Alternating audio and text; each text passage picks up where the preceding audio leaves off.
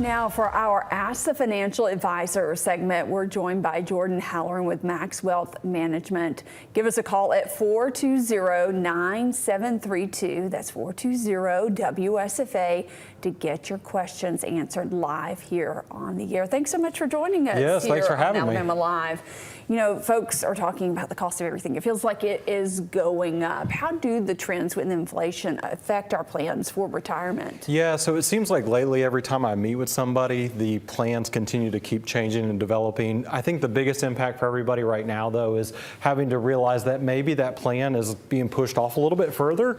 And plus, people that are still in that saving or growing phase for retirement are realizing, hey, I need to put a little bit more ahead for retirement because what I've been doing in the past is just not quite enough. How do you determine how much you should put ahead for retirement? Yeah, so the biggest benefit is probably to start with about 10%. And I get that's probably a little difficult to start right off the bat with. Sometimes it's best just to increase that by 1% every year as you get a little bit closer to retirement. But now the norm is actually pushing closer to 15% due to the cost of inflation and everything being higher.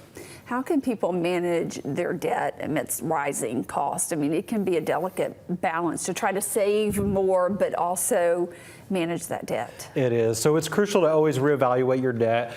Sometimes it's best to meet with a financial planner, set a budget, but also keep in mind, sometimes it's best to sacrifice, those plans for the future and just keep in mind what you're currently paying and make plans for the future, because sometimes jumping in head first can cause you pain in the long run. Yeah, it's important that you enjoy life, That's right. while you can as well, but also save for the future. So how do you kind of balance those two?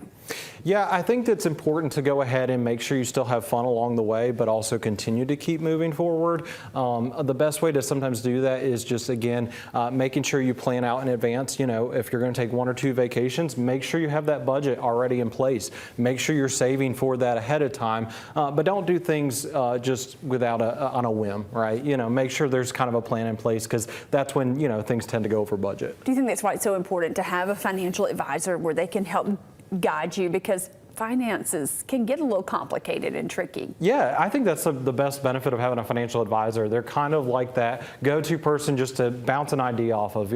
Sometimes it's a little bit more complex question that sometimes, we don't have the answer to, and sometimes it's a great idea to get a second piece of advice.